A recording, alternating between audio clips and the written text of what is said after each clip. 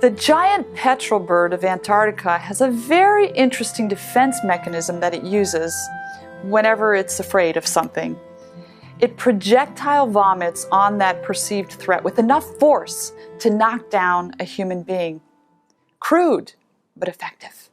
Arguably, the doyen of marriage therapy, John Gottman, has identified 4 traits that present themselves in marriage that destroy marriages, basically. And ironically enough, he, a Jew, calls them the 4 horsemen of the apocalypse.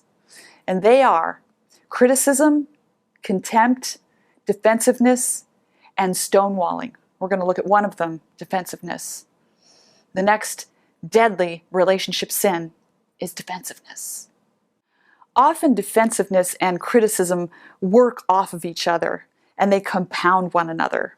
For instance, in a marriage, say the wife is wanting something to change in the marriage, and she expresses that to her husband, and he takes it as criticism, so he builds a wall of defensiveness.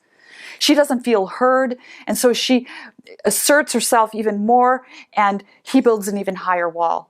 And by that time, she gets even aggressive with her criticism, and he builds an even higher wall because he just wants to escape that intensifying criticism, and one thing leads to another, and finally they've escalated right off the map. Some of the classic headers for defensive statements are, yes, but, what about when you, at least I'm not, or you're the one to talk. Now, some defensiveness is actually healthy. For instance, if there's a lie circulating about you, don't be afraid to correct misconceptions people may have. And certainly a person needs to be defensive if they're being attacked verbally or, God forbid, physically. But a pattern of defensiveness becomes a problem. The replacement for defensiveness is openness. You heard me right. The very attack that you perceive as something that would destroy your happiness may be a blessing in disguise. We have an expression, eat the meat but leave the bones. It's kind of a funny one for me. I'm a vegetarian, but I totally get it.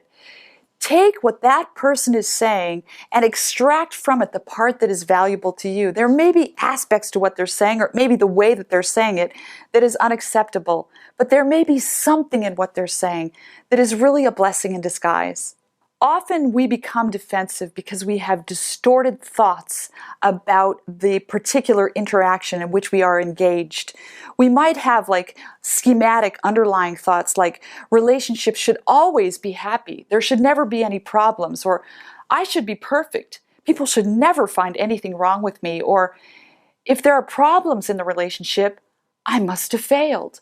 And those unrealistic expectations and distorted thoughts lay a foundation that makes it almost impossible for us to receive criticism in a gracious way, and we become defensive.